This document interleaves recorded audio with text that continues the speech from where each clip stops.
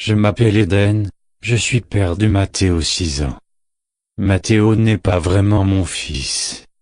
C'est un enfant que j'ai recueilli, car, étant policier j'ai sauvé cet enfant d'une cave où il était retenu et violé chaque jour, depuis 1 an.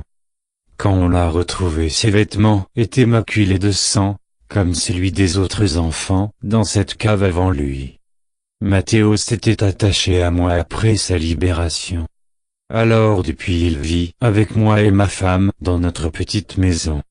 Cela fait maintenant 1 mois que Mathéo hurle le soir en me répétant qu'un monstre était dans sa chambre.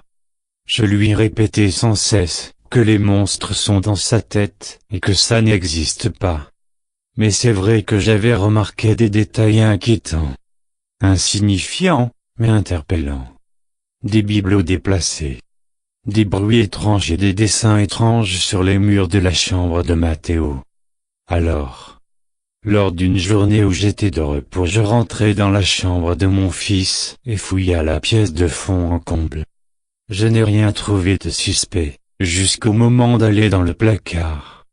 J'y trouvai un livre étrange. On aurait dit, une Bible, mais, un détail clochait.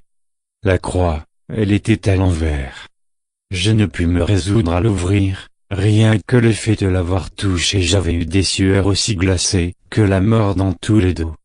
Le soir venu, je restais tard devant la télé car le programme n'était autre qu'un bon vieux film d'horreur.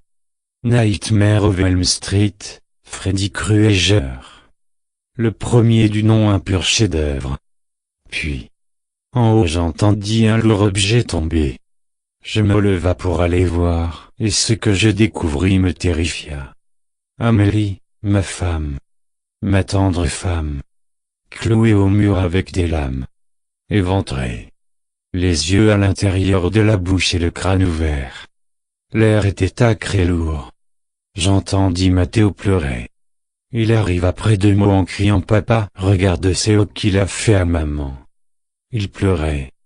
La fenêtre du fond du couloir était ouverte. Je serrai les dents de toutes mes forces telle ma rage. Par réflexe j'essayai d'appeler la police, mais lorsque je décrochai le combiné, une voix déformée et horrible me répondit avec rage. Ce n'est pas fini.